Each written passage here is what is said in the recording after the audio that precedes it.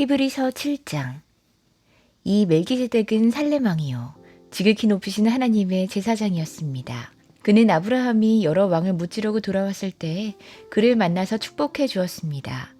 아브라함은 모든 것의 10분의 1을 그에게 나누어 주었습니다. 첫째로 멜기세덱이란 이름은 정의의 왕이란 뜻이요. 다음으로 그는 또한 살렘 왕인데 그것은 평화의 왕이라는 뜻입니다. 그에게는 아버지도 없고 어머니도 없고 족보도 없고 생의 시작도 없고 생명의 끝도 없습니다. 그는 하나님의 아들과 같아서 언제까지나 제사장으로 계신 분입니다. 멜기세덱이 얼마나 위대한가를 생각해 보십시오. 족장인 아브라함까지도 가장 좋은 전리품의 10분의 1을 그에게 바쳤습니다. 레위 자손 가운데서 제사장 직분을 맡은 사람들은 자기네 동족인 이스라엘 백성에게서 비록 그 백성도 아브라함의 자손이지만 율법을 따라 10분의 1을 받아들이라는 명령을 받았습니다. 그러나 멜기세덱은 그들의 족보에 들지도 않았지만 아브라함에게서 10분의 1을 받았고 하나님의 약속을 받은 그 사람을 축복해 주었습니다. 두말할 것 없이 축복은 아랫사람이 윗사람에게서 받는 법입니다. 한편에서는 죽을 수밖에 없는 사람들이 10분의 1을 받고 다른 한편에서는 살아계시다고 입증되시는 분이 그것을 받습니다. 말하자면 10분의 1을 받는 레위까지도 아브라함을 통해서 10분의 1을 바친 셈이 됩니다. 멜기세덱이 아브라함을 만났을 때에는 레위는 아직 자기 조상 아브라함의 허리 속에 있었으니 말입니다. 그런데 이 레위 계통의 제사장직과 관련하여 이스라엘 백성은 율법으로 지령을 받기는 했습니다. 그러나 만일 그 제사직으로 완전한 것이 이루어질 수 있었다면 아론의 계통이 아닌 멜기세덱의 계통을 따른 다른 제사장이 생겨날 필요가 어디에 있겠습니까? 제사직분에 변화가 생기면 율법에도 반드시 변화가 생기기 마련입니다. 이런 말이 가리키는 분은 레위 지파가 아닌 다른 지파에 속한 분입니다. 그 지파에 속한 사람으로서는 아무도 제단에 종사한 적이 없습니다. 우리 주님께서는 유다 지파에서 나신 것이 명백합니다. 그런데 모세는 제사장들에 관하여 말할 때에 이 지파와 관련해서는 말한 것이 아무것도 없습니다.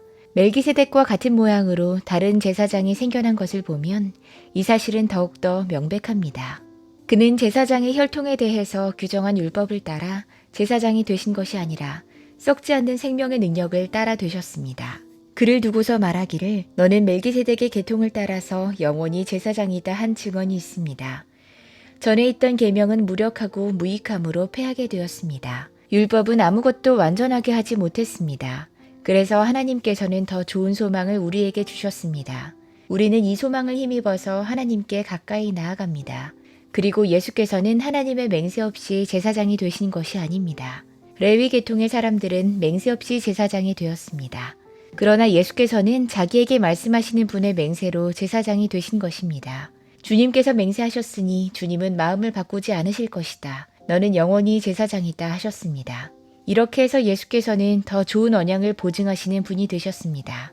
또한 레위 계통의 제사장들은 죽음 때문에 그 직무를 계속할 수 없어서 그 수가 많아졌습니다. 그러나 예수는 영원히 계시는 분이므로 제사장직을 영구히 간직하십니다. 따라서 그는 자기를 통하여 하나님께 나아오는 사람들을 완전하게 구원하실 수 있습니다. 그는 늘 살아계셔서 그들을 위하여 중재의 간구를 하십니다. 예수는 이러한 제사장으로 우리에게 적격이십니다. 그는 거룩하시고 순전하시고 순결하시고 죄인들과 구별되시고 하늘보다 높이 되신 분입니다.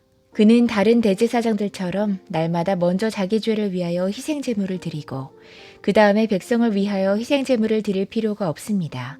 그는 자기 자신을 바치셔서 단 한 번에 이 일을 이루셨기 때문입니다.